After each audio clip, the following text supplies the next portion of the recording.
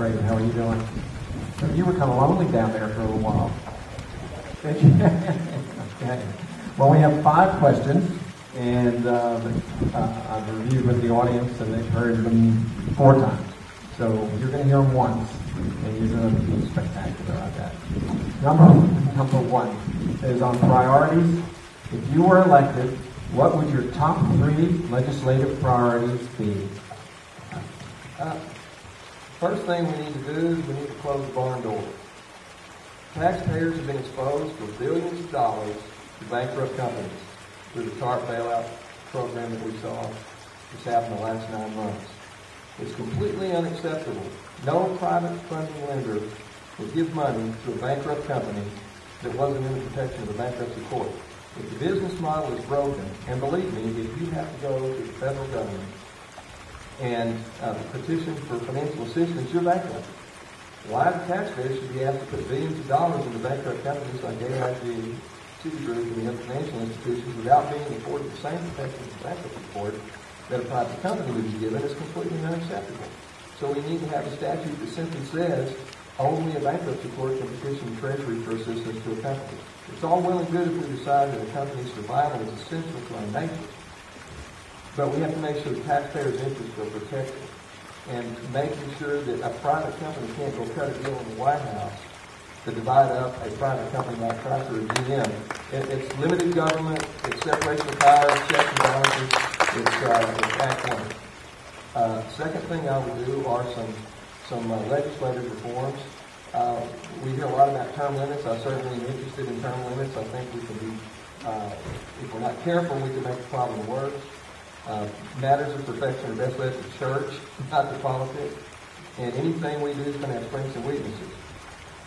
Far more important, I think, than term limits, we have a simple statute that limits the amount of days that Congress can sit in session. We need to leave these guys here at home and have to spend less time in Washington and more time here. I guarantee you, if Chet Edwards had to walk out in his front yard with his water sprinkler around, we wouldn't be so upset because he wouldn't have guts enough to vote on the things he's been voting on. Thirdly, most importantly, we have health care. The third issue would be health care. I'm sure it's going to come up here in a minute. Thank you very much. And it does, as a matter of fact. But then the second question is on bill review. What do you say to people who are angry that congressmen often do not read the bills they are voting on? I say they have every right to be angry. It's completely reasonable. Having been involved in a campaign, I did 35 campaign events last month. I can tell you it's hard to read the morning paper.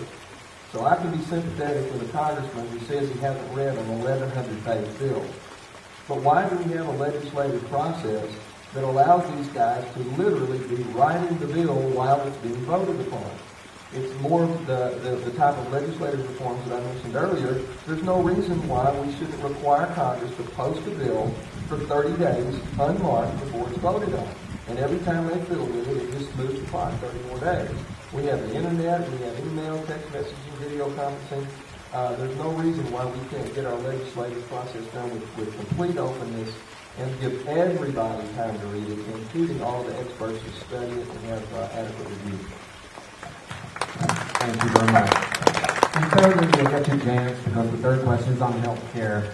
What part of the American health care system needs reform, and do you support guaranteed health care for every American? I do not believe that health care is a right. We cannot afford to make health care an entitlement. That said, we are a humane nation. We should not try to solve our problems by just saying that people who don't have money can't get health care. And in fact, we can achieve universal health care very simply and straightforward. We already have the mechanism in place to do it.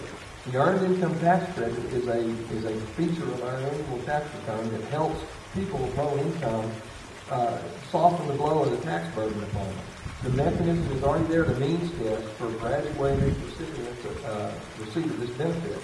If we decide we want to have universal health care, it's very easy to just say we're going to give these people money in the form of a voucher or a credit card to allow them to buy health insurance.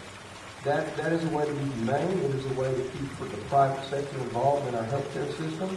And most importantly, avoid the intellectual dishonesty that we see in Washington of talking to the uninsured public as though that is justification for nationalizing the entire healthcare industry. It's not only a non sequitur, it's intellectually deceitful. The real reason our federal government is wanting to nationalize and turn to a universal care system is that two facts. 80% of the money spent on our lives on healthcare is going to be spent the last 2 years of our lives. That's why we're on Medicare. And through the Medicare program, fact number 2 is the federal government is the largest single customer of healthcare in the country. That impacts how the market works. It impedes the market.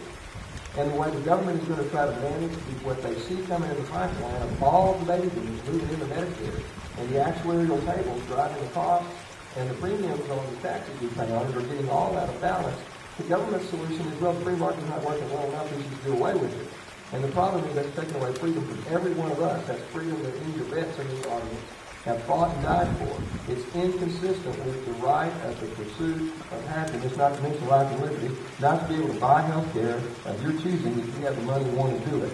So we need to respect free markets and make sure that we reform health care in a way that does that. Thank you very much. Question number 4 is related to the Constitution. What will you do if you believe a piece of legislation is outside the powers granted specifically to Congress by the United States Constitution? I'll vote against it. We had a question along this vein earlier about would you vote for a piece of legislation that you thought was good for the country if it was unconstitutional? And I reject the premise of the question. If it's unconstitutional, it's not good for the country. Look at the legislation we're talking about now. There are many things that have been done for the right reason. The TARP bill last fall was done probably for the right reason. But we got in a big hurry and did it the wrong way. And we spent more than half the TARP money, and we haven't bought any toxic assets that it was specifically intended to purchase. And it's because we got in a hurry and did not make sure that we had checks and balances, separation of powers, due process. It's about respect for the Constitution and respect for the free markets, and that's why we're all here today, is because we clearly have a government which has lost sight of those, the importance of respecting those things. Thank you very much. The last and final question of the evening, right? Okay, good. I want to make sure everybody agrees. This is on term limits. It's what is your position on setting term limits for U.S. representatives and senators? I am in favor of term limits with a number of provisions. Now let's be honest. Term limits would not have prevented Barack Obama from getting elected. So they're not a solution to all of our problems. Very easy to pass term limits and end up empowering a class of people that are not subject to constitutional re-election every 2, 4, or 6 years. We have in Washington an entire vested class of consultants, lobbyists, and staff. If we arbitrarily make a feel-good resolution that we're going to just limit our congressmen to 4 to 6-year term limits, what we will end up with, more than likely, are wealthier people looking for something fun to do, running for Congress, and are showing up and being told where to sign and how it all works. And by the time they learn the system and learn how to make it work for their constituents, they're gone.